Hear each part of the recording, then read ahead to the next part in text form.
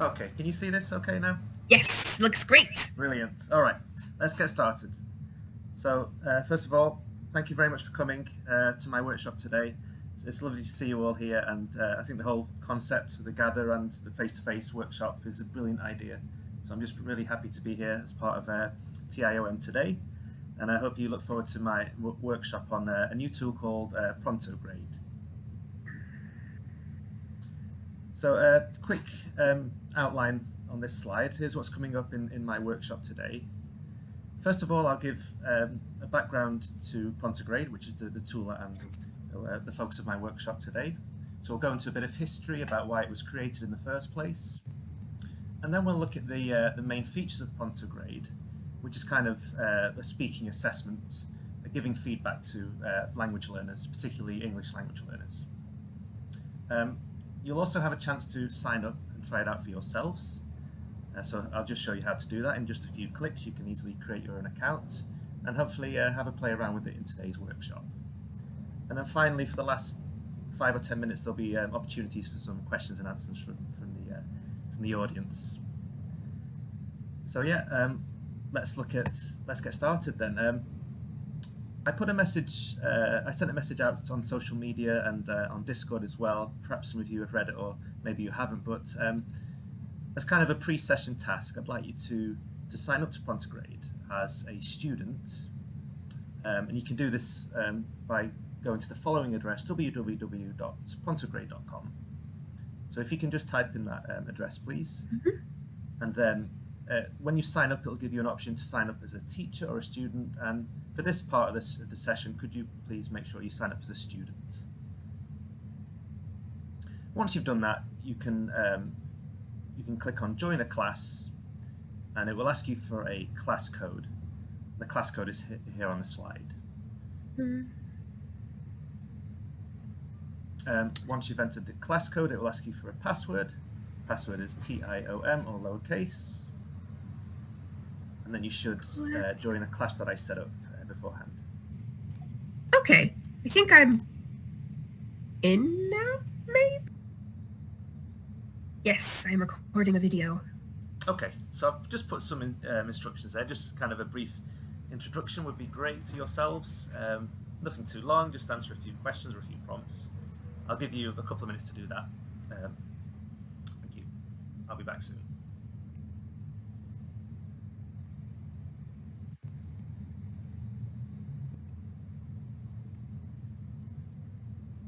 Okay, so just a bit of personal background about myself before I talk about Prontograde in more details.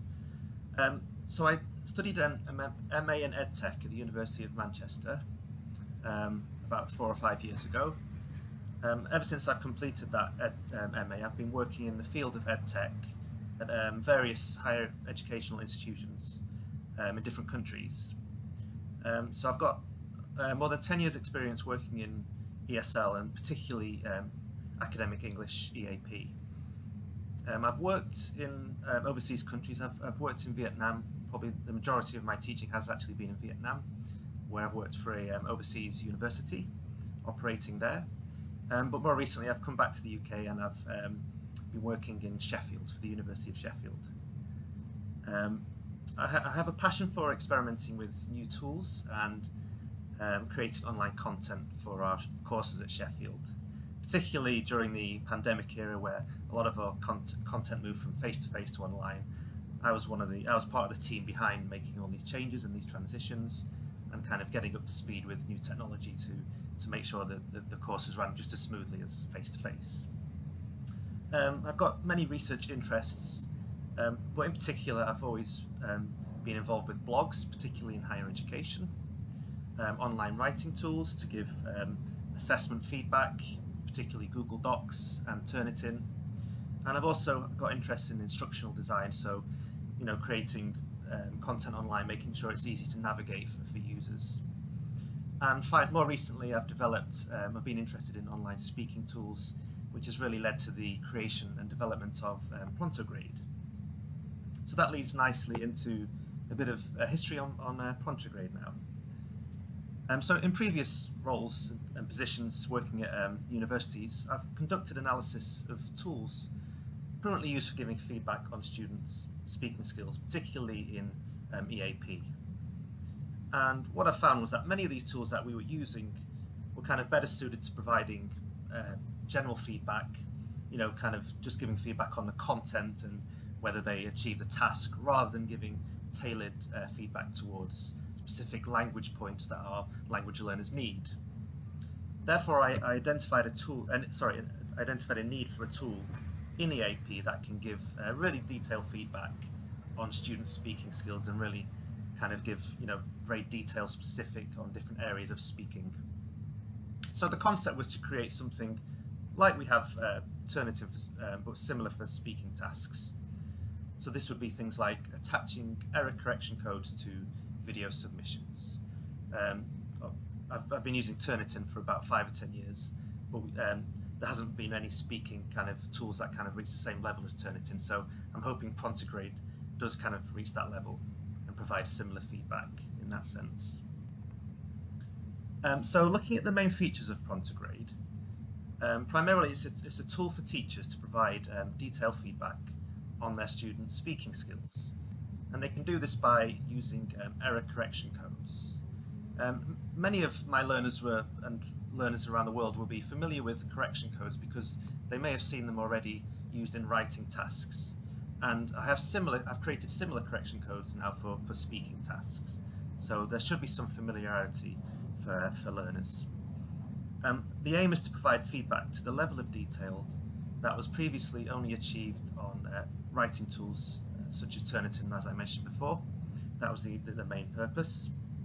Also a tool for grading assessed speaking tasks. So not only could it be used for ongoing assessment, but could be used for more formal assessed tasks where you can give grades to your learners and give explanations as to why you've given that particular grade. And finally, it's a tool to build communities and encourage peer feedback and peer learning. One of the great things about Prontograde is students can kind of watch each other's videos, they're encouraged to give each other feedback and comments. So not only the teachers providing feedback, more importantly, their peers are as well, which is an extra motivating factor. So now looking at error correction codes in a bit more detail. As I mentioned before, students learning a foreign language should have some familiarity to some error correction codes, especially because they've been receiving these on their writing tasks. Now with Prontograde, it's possible to get the same level of feedback on their speaking tasks. So they can really find out specific areas they're struggling with and how to make improvement, whether that's pronunciation, language, or fluency. And so the error correction codes are separated into 4 main categories. These are pronunciation, language, fluency, and content. Each of these categories has around 10 to 15 error correction codes which relate to that particular category.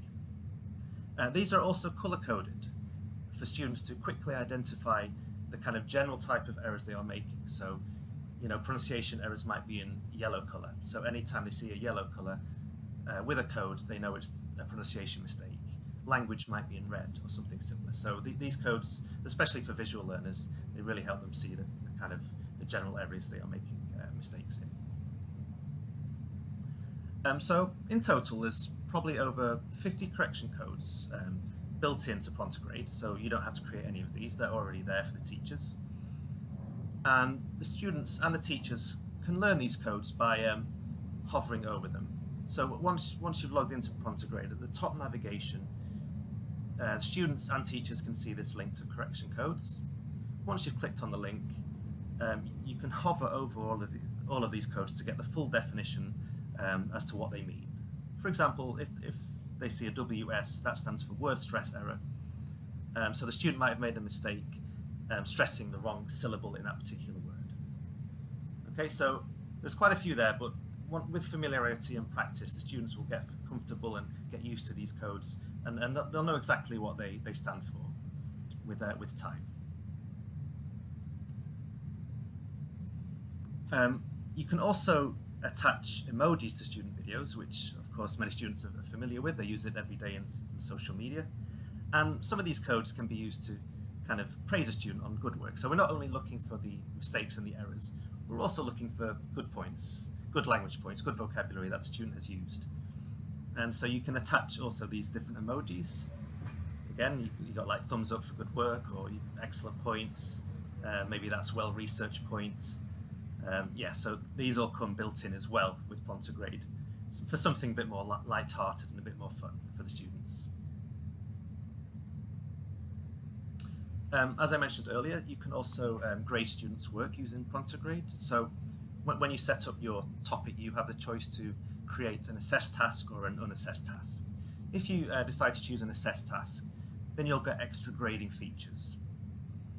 And you can also you can easily slide up here, up and down to the particular score for that band. So for pronunciation, it goes from 0 to 9 or 10, I think. For language, you can do the same. You can easily just slide this up and down. And you can also add a description as to why the student received that particular grade. So, you know, what kind of limited it, and how can they improve next time.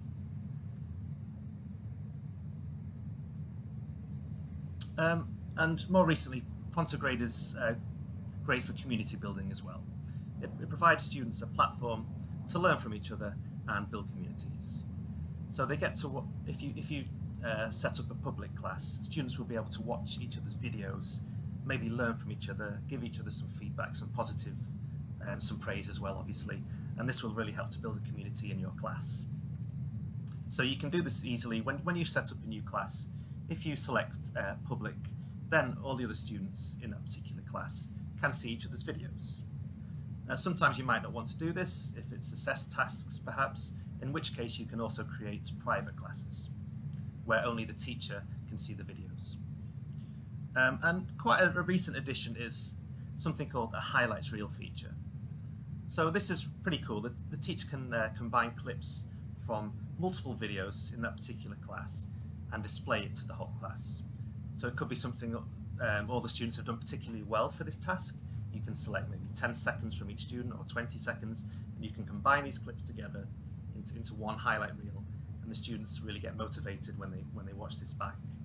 So that's a nice touch as well. That also helps to build a community. It's really easy for both teachers and students to set up classes and topics. You can get started in just a couple of steps. As you may have seen when you created one as a student, it's very, very easy to set up. It's very easy to join a class and respond to a topic. And the same goes for teachers, really. So when a teacher signs up, you can sign up with either your Gmail or your Microsoft account. Once you create a class, it will automatically generate a join code, which you can share with your students, just like I did with you at the beginning. You can choose your own password and share it with your learners. So make sure it's not something sensitive, make sure it's something easy for your learners to remember, and so they can join your class. Once the class has been created, you can then start adding your topics to the class. And the topics are the prompts that your learners will respond to. And once a student clicks on respond to a topic, as you've done in the previous task, they can easily submit a video, they can upload a video, or the recommended way is to record directly onto the website. So you've signed up already as students, some of you. I'd now like you to sign up as a teacher. If you have a different email account, that would be great. I don't think you can use the same email account for two different roles. So you might need to use an additional email account. But now you could sign up as a teacher, please. And I'd like you to create your first class and your first topic. And then once you've done that, please could you share your class code and password with me. I did set up a Padlet for you to do this, but it looks like you can do this easily in the chat box on Gather. So if you want to share that on Gather, that's fine, or you can use the Padlet. Here's the link as well. And then once you've shared your class code and password to me, I will then submit a video to your new class. I'll pretend to be a student, and you can maybe give me some feedback at the end of the lesson. So I'll give you a couple of minutes now just to do that, please, to create your classes and sign up as a teacher.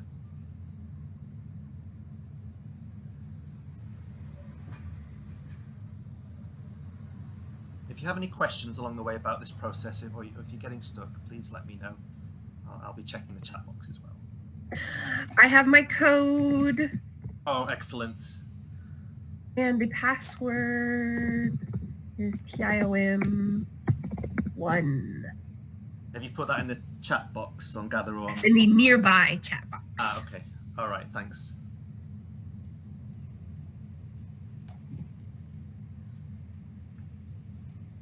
Yeah.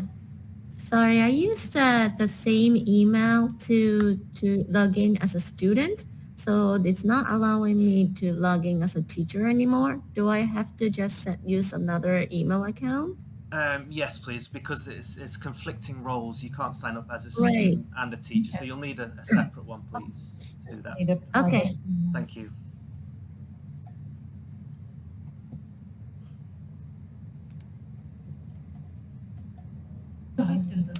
Can I would love to use my work email to log in as a teacher. Is there any way I can use somehow log out from the student? Log off as a student now and then use the same email account to Re-log in as a teacher. can I? We'd probably have to reset your role. I mean, it could be done, but it can't be done at this instance. So I can do that after this session. I can reset your role, so you can do that as you can now log in as a teacher. Okay, great. But you can't do it right now. Can I ask you? Yeah, sure. I try to make new classes, but I try to type something and submit, but maybe don't work. Did you fill out all the information in all the boxes? Yes. Okay. Wait. Yeah. Yeah, you need to make sure all those details are filled in, and then click on submit, and that should work. Yeah. Wait. We get it here then.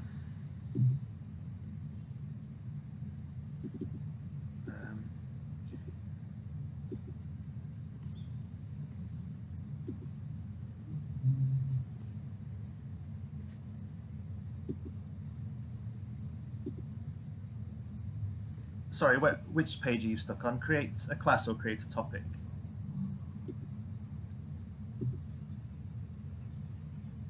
Wait. So you mean I need try to make own classes, right? Just for this session, just create one class. Yeah. So once you click on create a class, and you fill in the information here. So. And then you click submit. Yeah, so I click submit, but didn't work. Actually, did you see it, my screen? Yep, okay, I can see that. So just click submit, but don't work, so I don't know why. Okay, maybe just refresh the page, please. Okay. That's okay, and then try that again.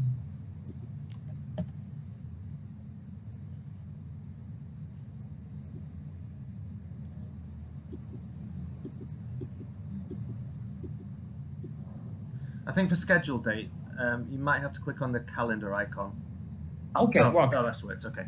Yeah. Right, and now if you scroll to the right-hand side of that page, you should be able to now create a topic as well. Okay. So once you click on your new class, then you can create a topic as well. And once you've created a topic, I can then submit a video to your topic as a student, pretending to be a student. Okay.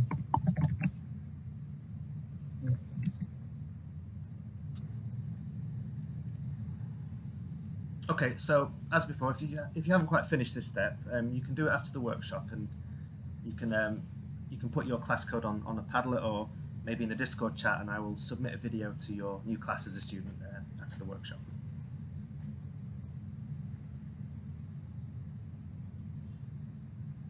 Okay, so once I submit a video to your new topic, as a student, you'll see my name appear, and all your students will appear in a list like this. So you'll get the student name, you'll get the title of their presentation, and you'll get when they submitted it as well. And then you can easily view each response by clicking on the title here. So once you click on that, it will take you to their video submission. If you've created a public class, the other students will also be able to see this list here. If you created a private class, they won't be able to see all the students' submissions here. Okay, so onto the main features now of Prontograde, which is the feedback editor. This will take you to a new page where you can start adding correction codes to your students' videos. I'm going to show you how to do this process now on the website itself. So I'll take you to Prontograde website now. Okay, so here's what the feedback editor page looks like. And you can see all the correction codes here on the left-hand side.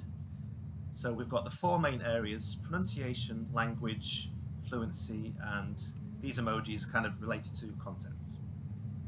And again, if you hover over the correction codes, it tells you the full definition, the full meaning. So this is handy for you and your learners to kind of get familiar with what they stand for. And all you have to do to attach these to the video is you start listening to your student, you start watching your students' response first. So this is me as an example. Prontograde error correction codes are color-coded, making it easier for your learners to identify the general type of error they are making. Okay, so maybe you've spotted a mistake, or maybe you've spotted something really positive, and once you click on one of these correction codes, it will pause the video automatically at that particular timestamp. So in this case, it was 11 seconds. And the correction code will appear in this box below, which is a kind of a timestamp box. And all you have to do is to adjust the time here to match the time on the video. So as default, it's 0 minutes and 0 seconds. You just need to change that to match the point here, which is 11 seconds. Okay, so I'm just going to change that to 11 seconds. And then that correction code will attach itself at that particular timestamp. I'm going to play it a bit more and attach another one. Pronunciation errors are represented by red, language errors yellow, fluency errors green. Okay, so maybe there was a word stress error there. So I've clicked on word stress. Again, it's paused the video.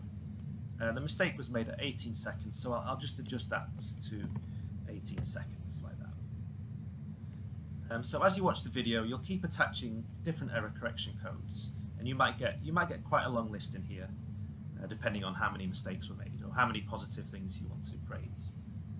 So once all the correction codes are here, you've watched the whole video. You just then need to click on Export Feedback Video here. This blue button will then attach the correction codes onto the video itself for your students to see. The process might take a couple of minutes, so you might just have to wait while it kind of attaches itself to them. And then once it's done, after a couple of minutes or so, the new video will appear at the bottom of your feedback editor page. And this is also what the student will see on their page when they next log in. And let's now watch this video with the correction codes now attached. Prontograde error correction codes are color-coded, making it easier for your learners to identify the general type of error they are making. Pronunciation errors are represented by red, language errors yellow, fluency errors green, and content errors blue. If you want to praise your learners for using good language, pronunciation, or fluency, these can also be applied using the same colors. The color coding is also the same when grading students' work and tracking the frequency of errors, making it easier for your students to make connections. Provide pronto feedback on your students' work with Prontograde. So that's how it looks, and that's how the student will view their video with your feedback attached. You can also kind of type in general comments to that particular student to give some overall feedback.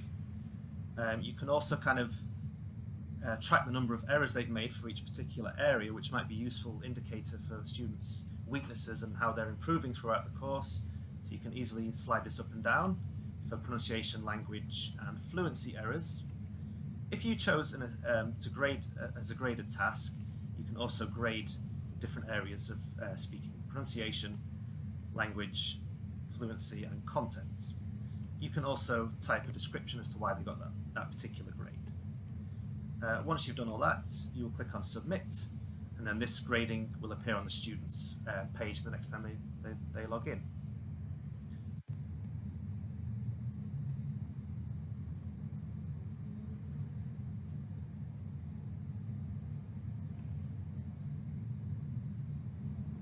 So as mentioned before, once the feedback has been processed, students will be able to watch their video back and see all the correction codes that you've attached to their video. If you've left general comments and grades, they can also see this.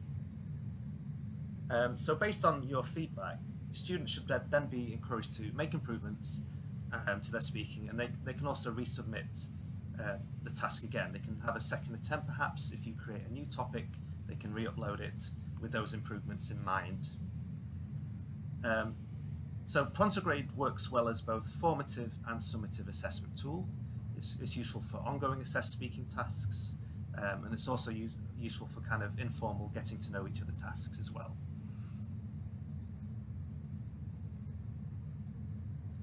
So in conclusion, Prontograde is a tool that can be used outside of class at various points on the course. So as mentioned before, this could be used at the beginning of a course for kind of introductions, getting to know each other. It can be used for formal assessments throughout the course as well. And more importantly, it's a tool that facilitates feedback on graded speaking tasks, such as presentations, speaking portfolios, or even group discussions as well. Teachers can mark students' work more effectively as detailed feedback can be provided quickly. And finally, it benefits learners as they can identify exactly the type of errors they are making when they speak, and hopefully learn from each other, watching each other's videos, and building that community, as mentioned before. And a special offer for TIOM attendees today. So anyone who has attended this workshop, and if you sign up as a teacher today, you'll receive a free trial and get access to all the premium features. You'll notice, maybe you may have seen that some of these correction codes had little icons attached. These are kind of premium correction codes, which normally you'd have to pay for when you sign up. But as a special offer today, I'm giving these out for free to anyone who signs up as a teacher today. So you can get access to the full correction code list. So please let me know the email address that you've signed up with as a teacher. You can do this in the chat box, or you can attach it to you can add it to the Padlet, or you can add it in the Discord chat. So once you've let me know your email address, I'll get you on upgraded to premium accounts, and from next week you'll be able to access the full features. So after this session, I'm going to submit a video to the class that you created as a teacher, and why not give it a go and give me some feedback on my video. I'd love to see your feedback, and I'd love to see you explore the tool in more detail. I will also be giving feedback to those who submitted a video to my class as a student, so please check back for my feedback as well. Thank you very much for coming and listening to my presentation. I hope you've enjoyed the talk, and please don't hesitate to contact me if you have any questions. My email address and LinkedIn address can be found here. Thank you very much. I'm also happy to take any questions now if you have any questions for me.